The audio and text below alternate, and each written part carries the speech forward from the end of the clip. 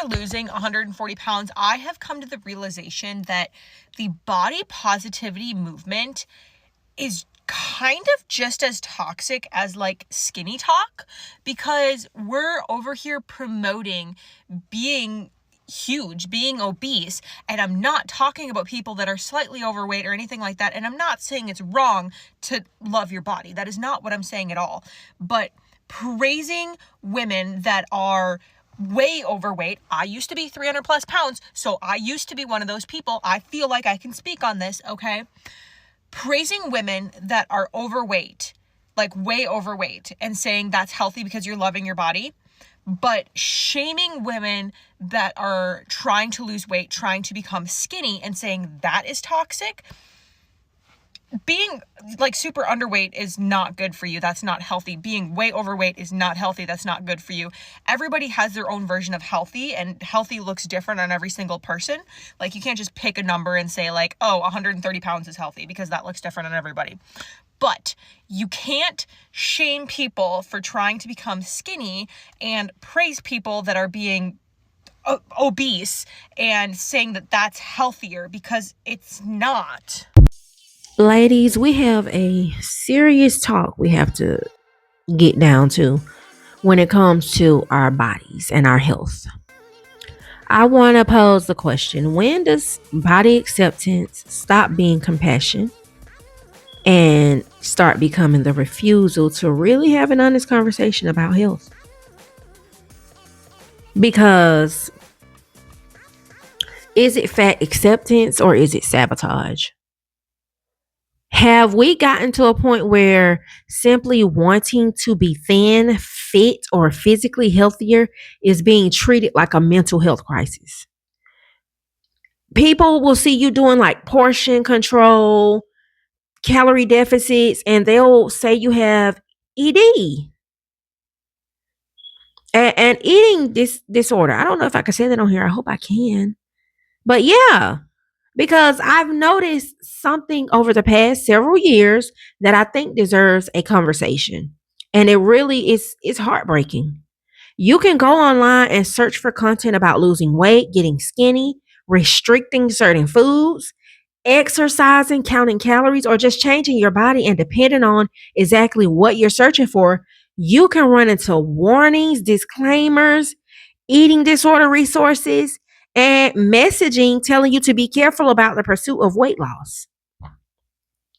And listen, I understand why eating disorders need to be taken seriously. They absolutely do. Nobody should be encouraging starvation, purging, abusing laxatives, or dangerous forms of restriction. But here's where I start asking questions.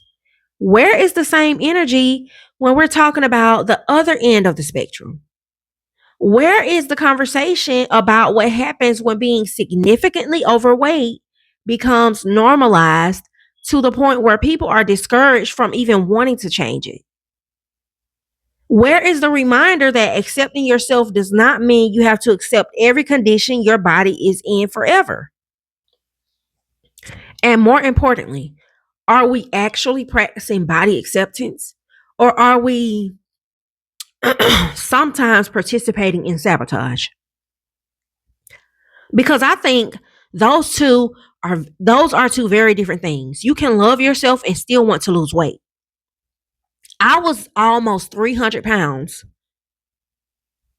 I was almost 300 pounds and I knew I needed to lose the weight. I never felt like, well, this is my body. This is just the way that my body is. And I'm going to accept it the way it is. Yeah, I'm going to accept it while I'm in it, but I'm not going to accept it and stay in it. I was there. So I feel like I can talk about this just like the girl in the video you just heard. You can love yourself and still want to lose weight. You can respect your body and still want to become healthier. You can refuse to hate yourself while also acknowledging that carrying excess weight can come with real health consequences. Those ideas are not contradictory. And that's what I want to talk about today. First, let's establish something because I don't want this conversation to get twisted. I know how the internet is. I'm not talking about bullying fat people. I'm not talking about humiliating people. I'm not talking about telling somebody that they don't deserve love or a relationship, nice things, respect, or just a human decency, a good life because of their size. I'm not talking about that. That's not me. And I'm definitely not talking about encouraging eating disorders.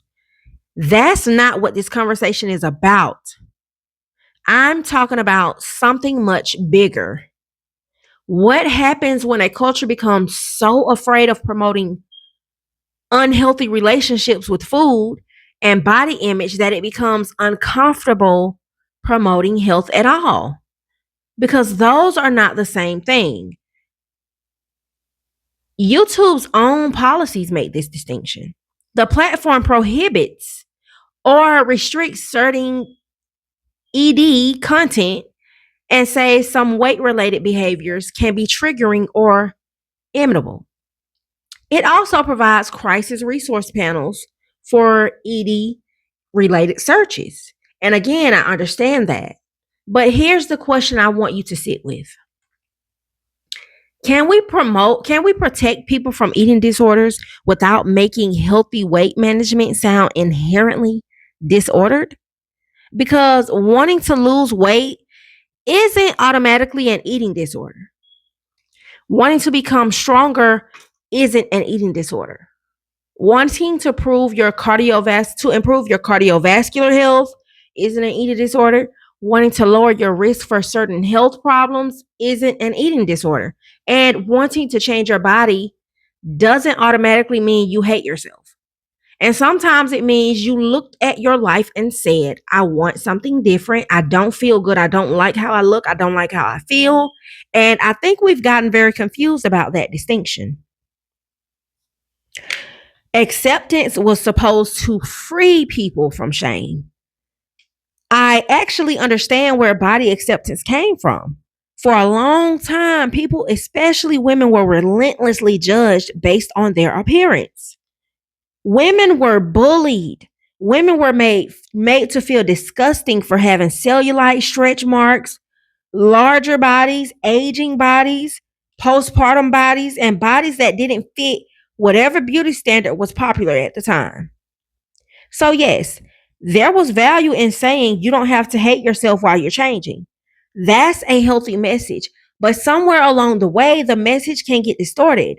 Instead of don't hate yourself, it becomes don't change, whether consciously or unconsciously. Instead of you deserve dignity at every size, it becomes any concern about the health consequences of obesity is fat phobia.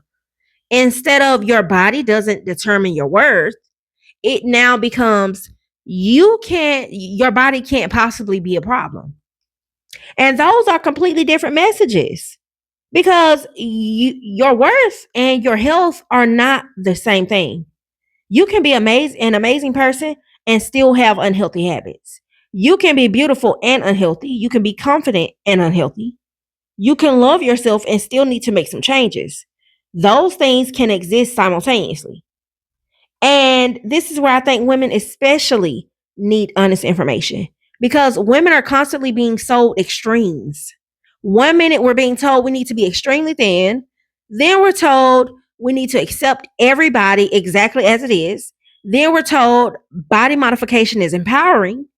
Then we're told wanting to lose weight is problematic. Then we're told being bigger is beautiful. And underneath all of this, corporations are making bank. They're making money. Diet culture can make money. Beauty culture can make money. Wellness culture can make money. And so can the cultural trends surrounding body acceptance. So I don't want women getting their health information from whatever body trend happens to be popular this year. I want women to actually understand their bodies. I want women to know what their doctors are telling them. I want women to understand nutrition. I want women to understand movement. I want women to understand sleep, stress, blood pressure, blood sugar, cardiovascular health, and the other factors that affect their health. And if weight loss is one of those factors for you, I don't think you should be shamed for wanting to address it. But there's another side of this. We also have to be honest that weight isn't the only measure of health. A number on a scale cannot tell me everything about a person's health. Two people can weigh exactly the same and have completely different health profiles. And that's why I don't want this conversation reduced down to fat equals unhealthy. That is too simplistic. Excuse me. The point is that body size can be relevant to health without becoming a person's entire identity. That's the nuance. And I think women are intelligent enough to understand that. So when does acceptance become sabotage? I think acceptance becomes sabotage when we're no longer simply saying you don't have to hate yourself, and instead we start saying don't question anything. Don't get your blood work done. Don't talk to your doctor. Don't examine your eating habits because you're fine just the way you are. Don't exercise. Don't consider weight loss because you need to love yourself. You need to love the body you're in. Don't acknowledge health risks. Don't even entertain the possibility that your current lifestyle might need a change. Because at this point, we're not protecting someone's mental health when we say all those things. We're potentially protecting them from information they may actually need. And that's where I have a problem. Because if I love you, I'm not going to tell you something feels good simply because I don't want to hurt your feelings. I'm going to tell you the truth while still respecting you as a human. And this is where the sabotage question gets really interesting because we have become very comfortable talking about the dangers of being too thin. We understand that extreme restriction can be dangerous. We understand that eating disorders can destroy someone's health. We understand that obsessive exercise can become unhealthy. Good. We should understand that. But we should also be capable of having a mature conversation about the health risks associated with excess body weight without turning the entire conversation into a moral judgment about somebody's character. Those are separate conversations. And I think we've reached a point where some people are afraid to have one conversation because they're afraid it will be mistaken for the other. I'm not telling you to hate your body. If you're watching this and you're overweight, I'm not telling you to wake up tomorrow and start hating yourself. No, I said I was almost 300 pounds. Actually, I would tell you the opposite. If you want to change your body, you don't need hatred as your motivation. You don't have to stand in front of the mirror and call yourself ugly. You don't have to punish yourself. You don't have to starve yourself. You don't have to compare yourself to another woman. You don't have to make your entire life about the scale. You can simply just be like, this isn't where I want my health to be, and I'm going to work on it. That's enough. And if you're happy with your body, that's your choice too. But happiness shouldn't require us to pretend that health consequences don't exist. The question I really want people to ask is, instead of asking, should I accept my body? Ask, what does taking care of my body actually look like? Because sometimes taking care of your body means accepting it. Sometimes it means resting. Sometimes it means eating more. Sometimes it means getting stronger. Sometimes it means losing weight. Sometimes it means talking to a doctor. Sometimes it means getting help for an eating disorder. And sometimes it means realizing that the internet has convinced you that you need to change a body that is perfectly healthy. That's why I don't want another extreme. I don't want women going from one form of body obsession to another. I want women informed enough to make decisions about their own bodies without shame, manipulation, or internet ideology making the decisions for them. Because self-love without honesty isn't self-love, and health without compassion isn't health either. We need both. At the end of the day, I don't think the answer is fat shaming. I also don't think the answer is pretending that weight has absolutely nothing to do with health.